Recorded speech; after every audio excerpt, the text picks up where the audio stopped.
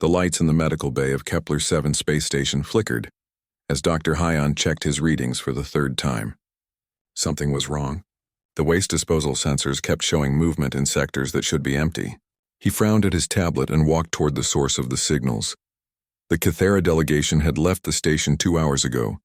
Their massive ship had disappeared into the black void of space, leaving behind only the bitter smell of their heated discussions and one very angry station commander.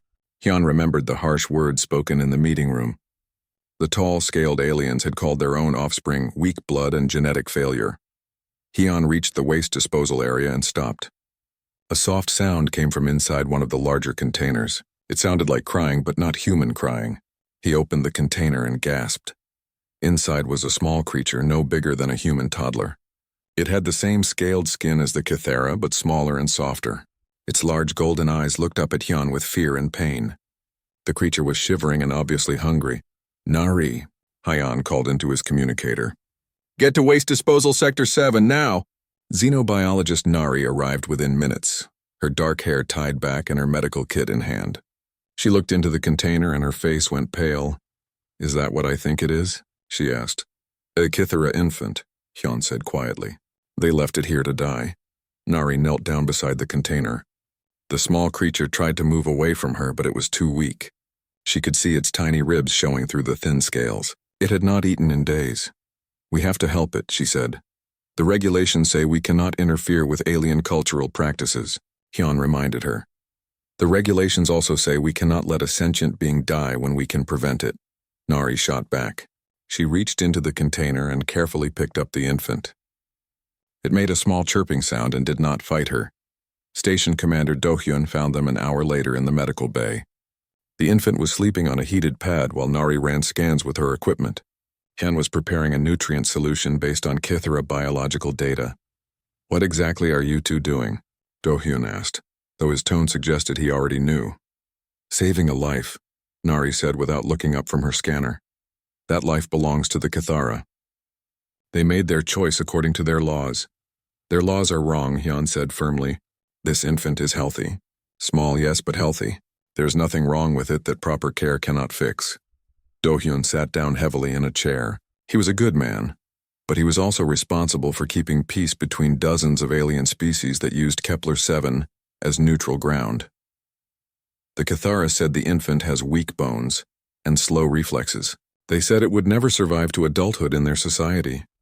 "Maybe not in their society," Nari said, "but that does not mean it cannot survive somewhere else." The infant woke up and made hungry sounds. Nari carefully fed it the nutrient solution Hyon had prepared.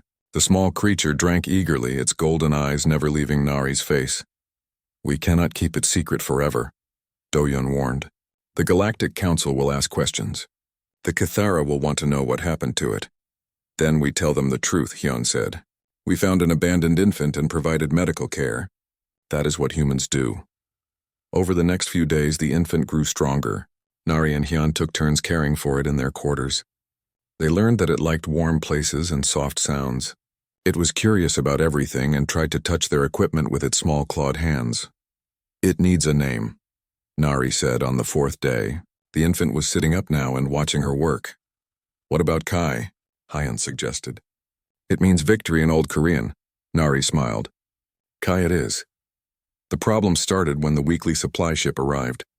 The captain was a Zentari trader who had connections throughout the galaxy.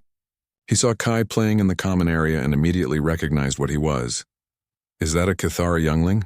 the captain asked Do-hyun. "It is under human care," Do-hyun replied carefully. "The Kythera do not give their young to other species." "How did you get it?" Word spread quickly through the galactic communication networks. Within days, a Kythera patrol ship was approaching Kepler-7. Commander Do-hyun called an emergency meeting. "They are demanding the return of the infant," he told Hyon and Nari. "They say we are violating the Treaty of Species Sovereignty." "And what did you tell them?" Nari asked. Kai was sleeping in her arms, having grown noticeably larger in just 2 weeks. "I told them we would discuss it when they arrive." The Kythera delegation was smaller this time. Only 3 warriors led by a captain named Thekmor. He was younger than the previous commander, but just as proud. His scales were dark green with silver edges, marking him as nobility. You will return the defective offspring immediately, Thekmore demanded. It should have died as nature intended.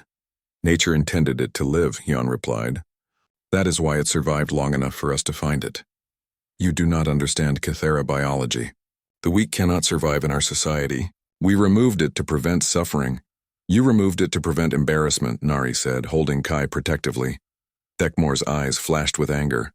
That creature carries weak genes.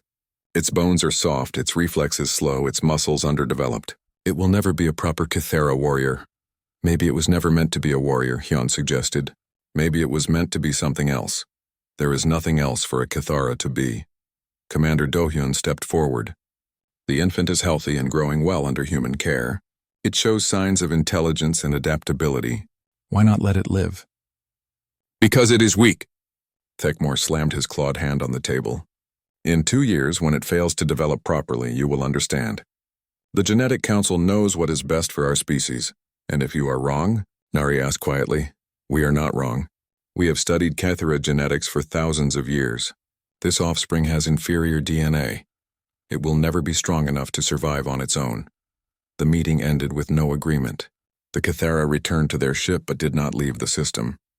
They waited and watched, expecting the humans to realize their mistake. That night, Hyun and Nari sat in their quarters with Kai. The infant was playing with a soft toy, making happy chirping sounds. What if they are right? Nari asked. What if he really cannot survive? Then we will prove them wrong, Hyun said. Humans have raised thousands of different species. We understand adaptation and growth better than any warrior culture. But he is not human. We do not know what he will need as he grows. We will learn together. Hyun smiled as Kai crawled over to him. That is what families do. Kai looked up at both of them with his large golden eyes. He reached out with one small clawed hand and touched Hyun's face gently.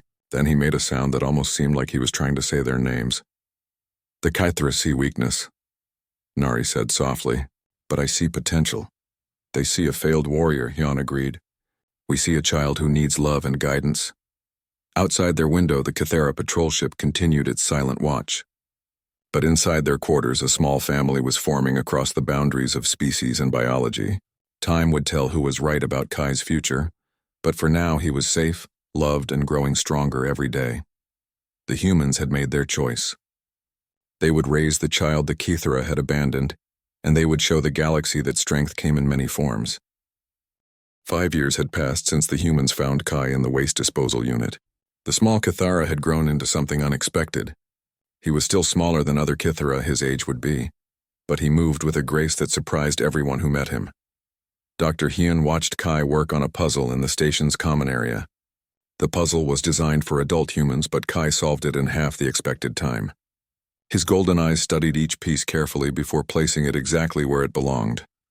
His pattern recognition is extraordinary, Nari said, joining Yon at their observation post. Yesterday he figured out the navigation computer's backup system just by watching Jinwoo work on it once. Research engineer Jinwoo had become Kai's favorite teacher after Hyun and Nari. The Gao young man had endless patience for Kai's questions about how things worked. Today, Jinwoo was showing Kai how to repair a communications relay. Try the blue wire next, Kai suggested, his clawed finger pointing to a specific connection. Are you sure? Jinwoo asked. That is not the usual repair sequence. The usual sequence takes longer. This way is faster. Jinwoo followed Kai's suggestion and smiled when the relay immediately came online. How did you know that would work? The patterns, Kai said simply. Electricity follows the easiest path. I just found it a better road to travel. Agricultural specialist Sora had similar experiences with Kai in the hydroponics bay. While other species needed detailed explanations about plant growth and soil chemistry, Kai seemed to understand it instinctively. He thinks like the plants think, Sora told the others during their weekly meeting. Yesterday he suggested moving the tomato plants to a different section because he said they looked lonely. I thought it was silly, but when I checked, their growth rate had slowed because they needed different nutrients than the plants around them. He reads body language better than most trained negotiators, added communications officer Min Hee. Last week he told me the Zentari trader was lying about his cargo manifest just by watching how the man moved his hands. But despite these successes, Kai struggled with his identity. He looked like a Kythera but did not act like one. He thought like a human but could not be human. Sometimes the conflict made him sad and confused. The situation became worse when another Kithara patrol ship arrived for routine inspection. Captain Thekmor had been promoted since his last visit, and his attitude had not improved. "So the abomination still lives," he said when he saw Kai in the corridor. "Remarkable how long soft mammals can keep a failure alive." Kai stopped walking and turned to face the Kithara captain. At 10 years old, he was already showing the sharp teeth and strong jaw of his species, but he was still much smaller than Thekmor. "I am not an abomination," Kai said quietly. "You are a genetic mistake that should have died years ago," Thekmor replied. "Look at you. Weak bones, small muscles, slow reflexes. You could never survive in real Kithara space. I survived here. Here where the mammals protect you and feed you and keep you safe from any real challenge," Thekmor laughed. "Put you on a real world with real predators, and you would be dead in hours." Kai felt his face grow hot with anger, but before he could respond, Security Chief Taehyung appeared beside him. "Is there a problem here?" Taehyung asked calmly. "No problem," Thekmor said. "I was just explaining reality to this creature." "Reality is what we make it," Taehyung replied. "Kai, come with me. We have training to do." Taehyung had started training Kai in combat techniques 2 years earlier. Not because Kai needed to fight, but because the young Kithara needed to understand his own physical capabilities. "Do not listen to him," Taehyung said as they walked to the training room. "He measures strength only one way." "But he is right," Kai said sadly. "I am smaller and weaker than other Kithara. I would not survive in their world." "You are different," Taehyung corrected. "Different is not the same as weak." In the training room, Taehyung set up a series of challenges. Physical obstacles that required speed, agility, and problem-solving rather than just brute strength. "Show me how a traditional Kithara warrior would complete this course," Taehyung said. Kai ran through the course using the direct approach he had seen in Kithara training videos. He hit each obstacle head-on, using strength and speed to overcome them. His time was slow and he looked frustrated when he finished. "Now show me how Kai would complete it," Taehyung said. This time, Kai studied the course for a full minute before starting. He found ways to use the obstacles against each other, shortcuts that were not obvious and techniques that required timing instead of power. His second time was much faster. "The Kithara way is not the only way," Taehyung said. "Your way might even be better." "But I am supposed to be Kithara." "You are Kithara," Taehyung agreed. "But you're also something new." That evening, the station's life support system failed without warning. Emergency alarms blared throughout Kepler-7 as oxygen levels began dropping rapidly. Engineer Jinwoo and his team worked frantically to identify the problem. "The main processor is offline," Jinwoo reported to Commander Do-hyun. "We have backup power, but something is blocking the air recycling systems." "How long do we have?" Do-hyun asked. 6 hours before oxygen levels become dangerous." 12 hours before... Jinwoo did not finish the sentence. The repair teams found the problem quickly. A cascade failure in the environmental controls had created a feedback loop that shut down multiple systems at once. The computer could not restart them because each system was waiting for the others to come online first. "We need to restart them in a specific sequence," Jinwoo explained. "But the sequence is different for each section of the station, and we need to coordinate the timing perfectly across all 7 sections. How many people do we need?" Do-hyun asked. "At least 14 engineers all working at exactly the same time. We only have 8 engineers on the station." The room fell silent as everyone realized the problem. They could not restart the life support system with the people they had available. Kai had been listening from the corner of the room. He stepped forward quietly. "What if you do not restart them all at the same time?" he asked. "It will not work," Jinwoo said patiently. "The systems are linked. They all need to start together or none of them will start." "But what if you trick them into thinking they all started together?" Jinwoo frowned. "What do you mean?" Kai walked to the main console and pointed at the display showing the system status. "Each system checks for the others every 30 seconds. If you start the first system, wait 25 seconds, then start the second system. Wait 25 seconds, then start the third system. They will all check for each other at the same time and think they started together." The engineers stared at Kai in amazement. It was a solution that required understanding both the technical systems and the timing patterns involved. "That could work," Jinwoo said slowly, "but the timing has to be perfect." Kai can help you track the timing, Minnie suggested. He is better at patterns than any of us. For the next 4 hours, Kai coordinated the restart sequence while the engineers followed his precise instructions. He tracked 7 different timing cycles in his head while managing the complex interactions between systems. When the life support finally came back online, the entire station cheered. Kai smiled shyly as people congratulated him. Captain Thekmore found Kai later that evening.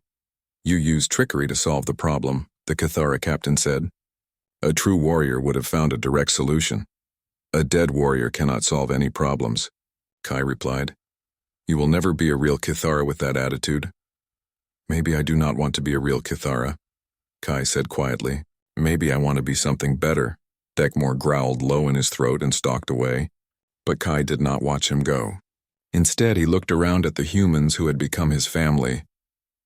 They had taught him that there were many ways to be strong, and many ways to help others. He was not the Cathara the Genetic Council had wanted, but he was exactly the person his human family needed him to be. And for the first time in his life, that felt like enough. The message arrived on a secure channel that had not been used in 5 years. Commander Do-hyun read it twice before calling an emergency meeting. His face was grim as he addressed the assembled humans in the conference room. High Commander Vextar of the Kithara Empire has issued a formal challenge trial, he announced. He demands to test the worthiness of his offspring. Dr. Hyon felt his heart sink. Kai is not even fully grown yet. The Cathara consider 15 years old to be adult age, Do-hyun replied. According to their laws, Kai is old enough to face judgment. Nari looked at the official document on her tablet. What exactly is a challenge trial? 3 tests, Do-hyun explained. Individual combat, tactical leadership, and survival endurance.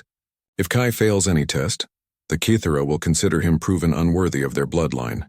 And if he refuses to participate, asked Taehyung, then they will declare him a coward and demand his immediate return to Kithara space for execution.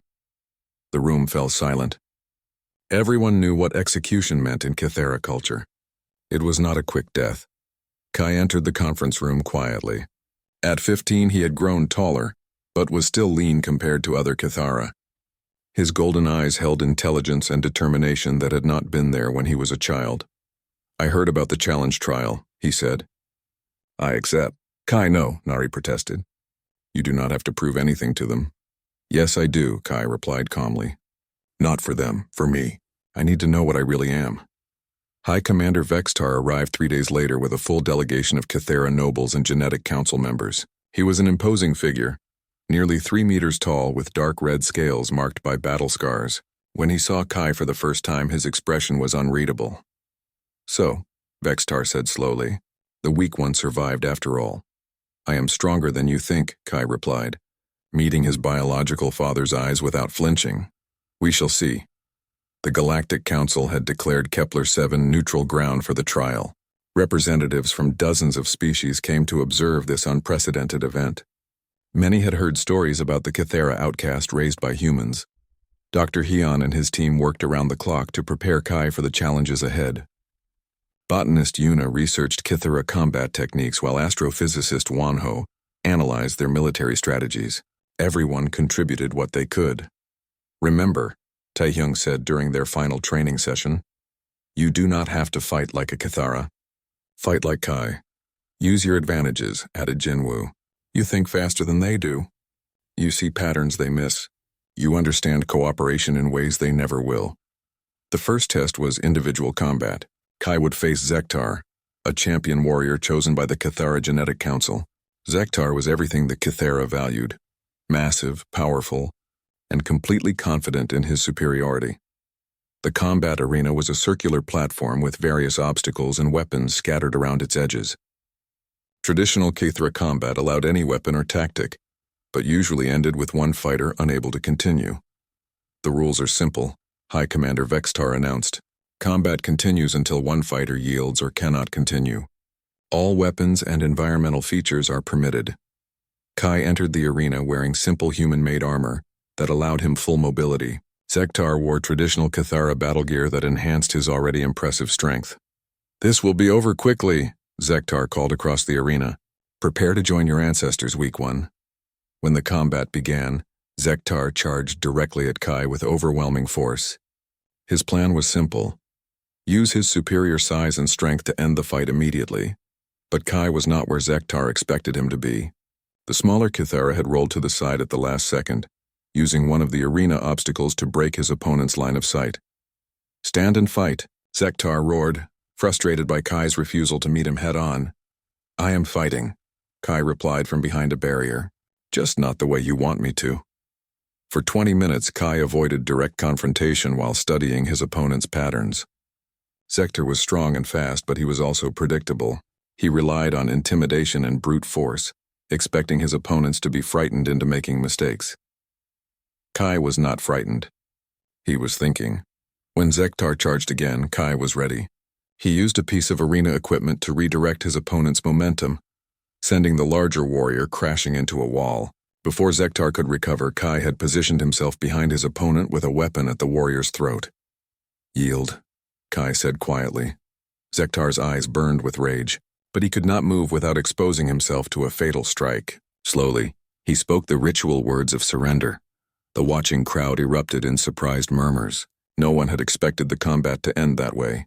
"Trickery," growled one of the Genetic Council members. "This proves nothing about true strength." "It proves he wins," High Commander Vextar said coldly. "Continue with the second test." The tactical leadership test took place 2 days later.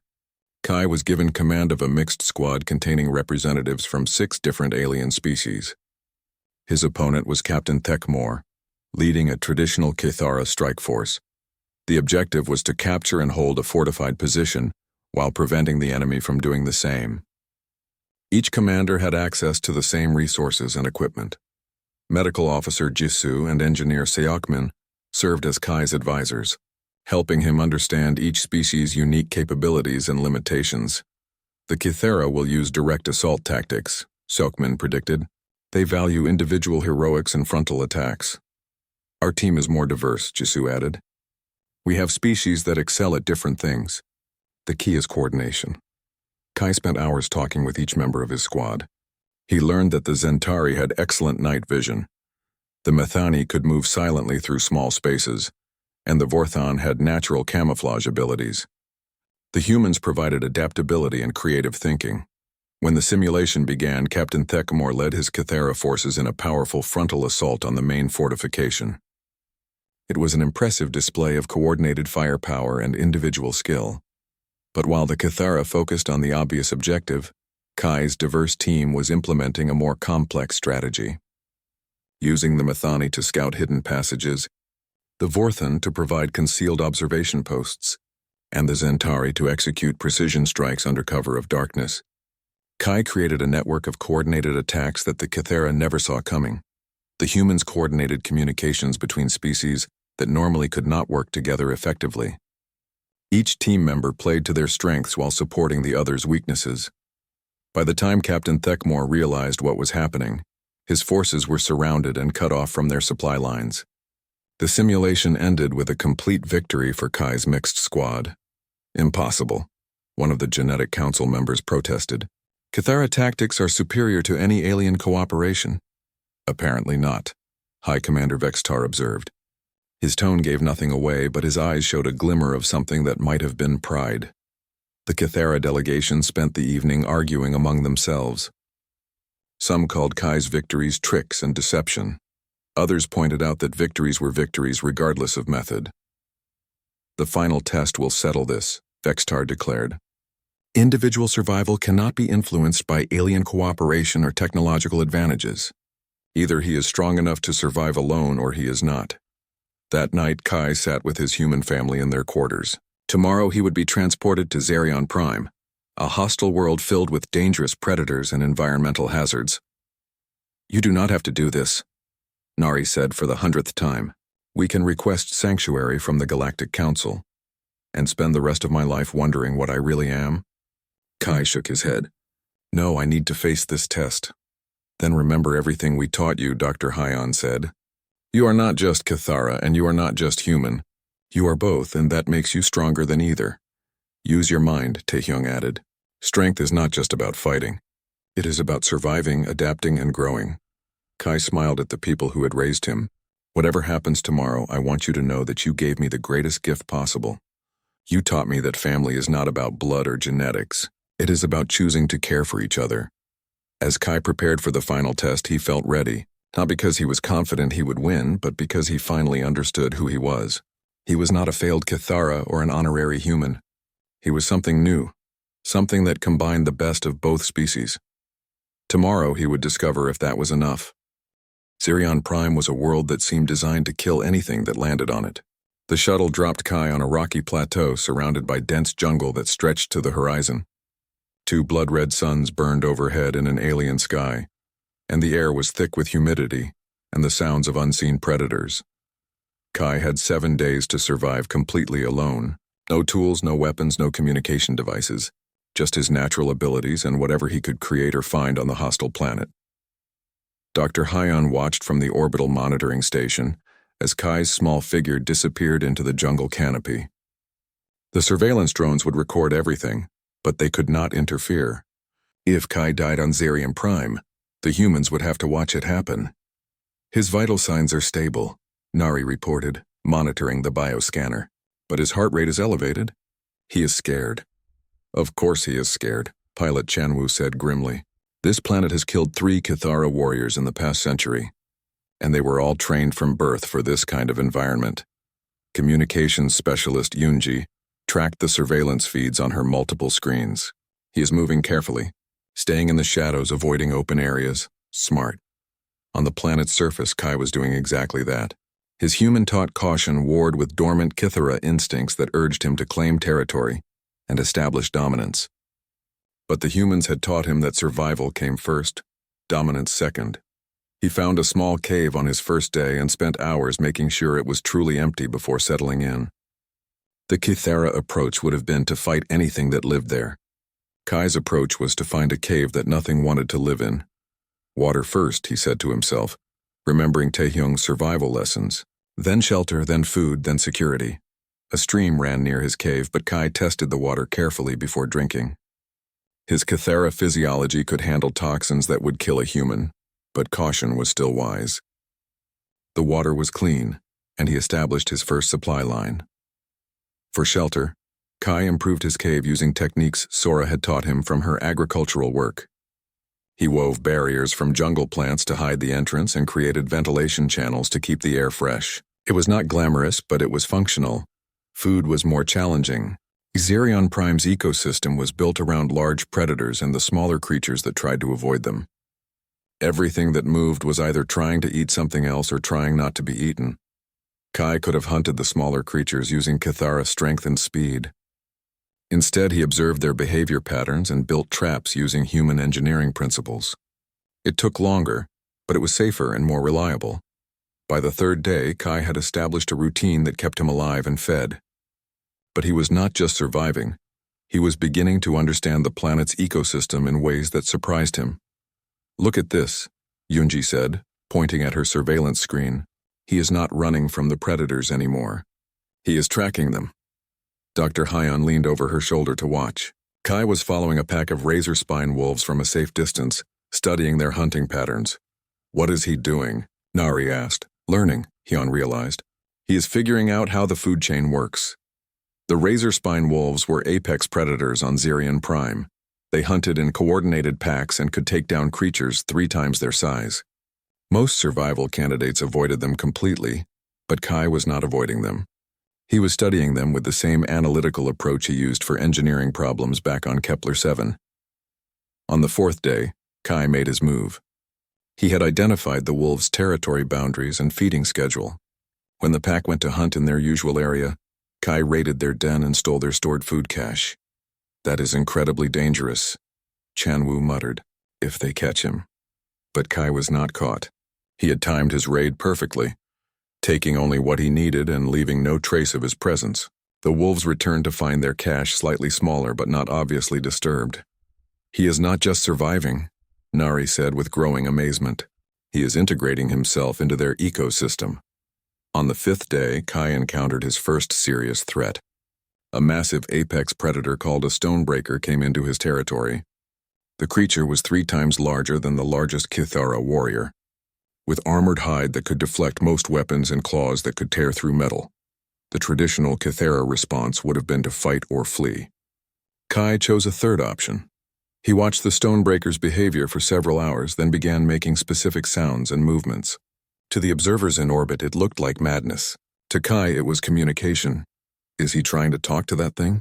Yunji asked in disbelief. The Stonebreaker was initially aggressive, but Kai's careful body language gradually calmed the massive predator. He was not challenging its dominance or threatening its territory. Instead, he was offering something more valuable: information. Kai led the Stonebreaker to a water source he had discovered but not used. The creature drank deeply, then made a low rumbling sound that might have been satisfaction. When it left, it avoided Kai's territory entirely. Incredible, Dr. Hyon whispered. He turned a deadly encounter into a negotiation. By the 6th day, something unprecedented was happening on Xerion Prime. Kai had not conquered the ecosystem or dominated it through force. Instead, he had become part of it in a way that benefited everyone. The razor spine wolves accepted his presence because he helped them track prey without taking their kills. The Stonebreaker avoided conflicts because Kai provided useful information about resources. Smaller creatures learned that areas near Kai were safer from larger predators because he had established informal treaties with them. He has created a network, Nari said in wonder. Not a hierarchy, but a cooperative system. High Commander Vextar watched the surveillance feeds with growing amazement. His advisors were speechless. Nothing like this had ever been recorded in Kythera survival trials. He should be fighting for dominance, one genetic council member protested. This is not how a proper Kythera behaves. This is not how any species behaves, Vextar replied quietly. This is something new. On the 7th and final day, the rescue ships arrived to find Kai sitting calmly by his cave entrance. He was healthy, well-fed, and completely relaxed. Around him, the jungle was peaceful in a way that seemed impossible for such a dangerous world. When the Kythera landing party approached, they were amazed to see predators watching them curiously instead of attacking. The razor spine wolves sat in the shadows like sentries, and a Stonebreaker lingered nearby as if waiting for instructions. How? Was all Captain Thekmore could manage to say. I listened, Kai replied simply. I learned their language and their needs. Then I found ways to help them while helping myself. You should have established dominance through strength, Thekmore protested. That is the Kythera way. The Kythera way would have gotten me killed, Kai said. This way, everyone lives and prospers. As the rescue ships prepared to leave Xerion Prime, the planetary ecosystem reacted in a way no one had ever seen before. The predators gathered at the landing site as if to say goodbye. The razor spine wolves howled in what sounded like farewell. Even the Stonebreaker emerged from the jungle to watch Kai leave. They are mourning his departure, Yunji said in amazement. He created bonds with an entire ecosystem in just 7 days.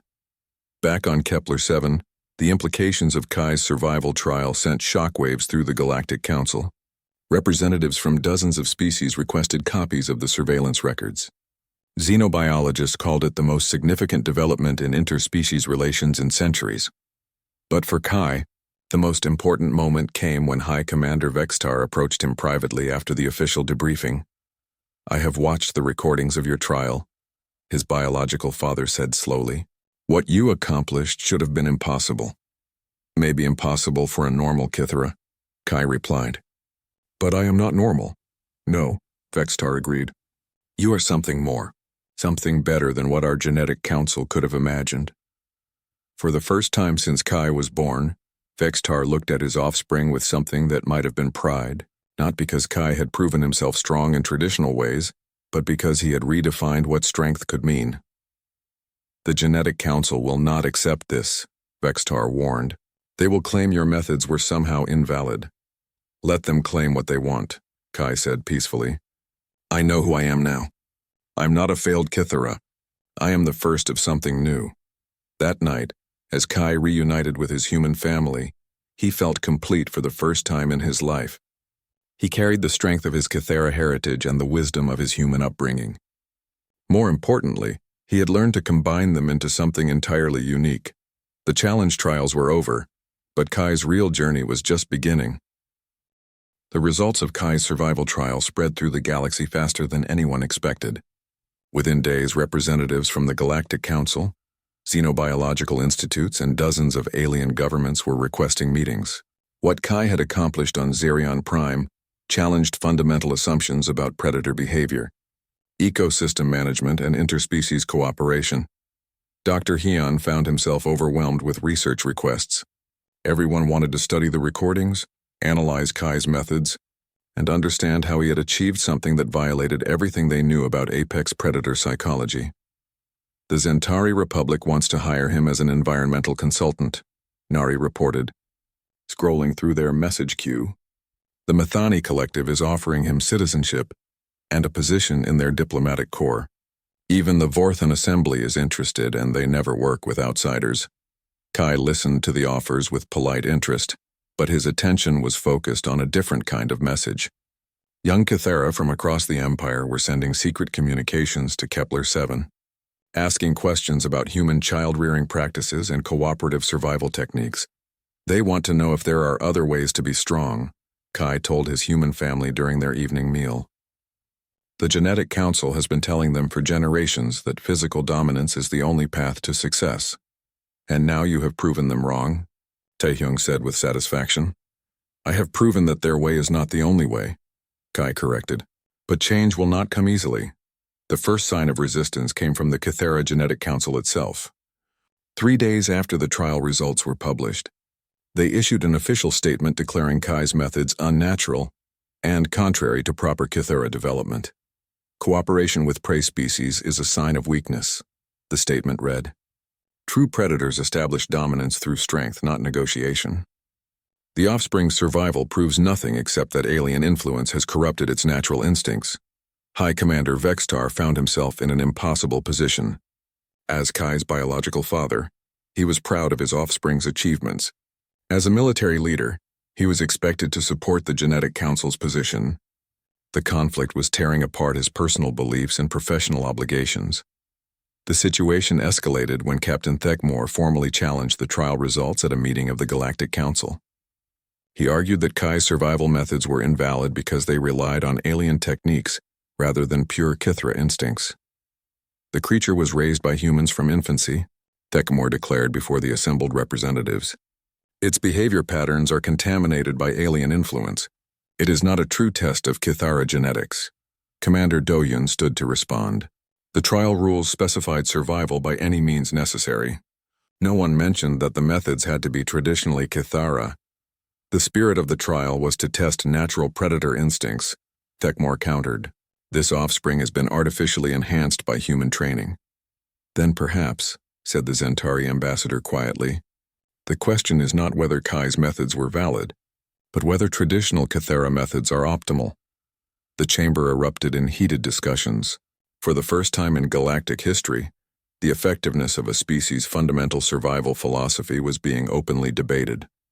Kai himself requested permission to address the assembly. When he stood before the gathered representatives of dozens of worlds, he looked calm and confident despite being the youngest being ever to speak in the galactic chambers. I understand the confusion about my trial results, he began. Many of you expected me to fail because I am smaller and weaker than traditional Kithera warriors. When I succeeded using unexpected methods, it challenged your assumptions about what strength really means. He gestured to the viewing screen that showed recordings from Xerion Prime. You saw me cooperate with predators instead of fighting them. You saw me build networks instead of establishing dominance. You called it unnatural. But I want you to consider another possibility. What if this is exactly what nature intended?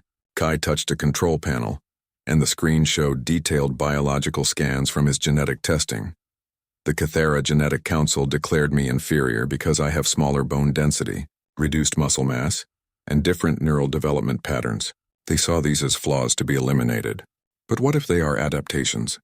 Dr. Hyun had helped Kai prepare this presentation, using years of accumulated research data. My bone structure is lighter, which makes me faster and more agile.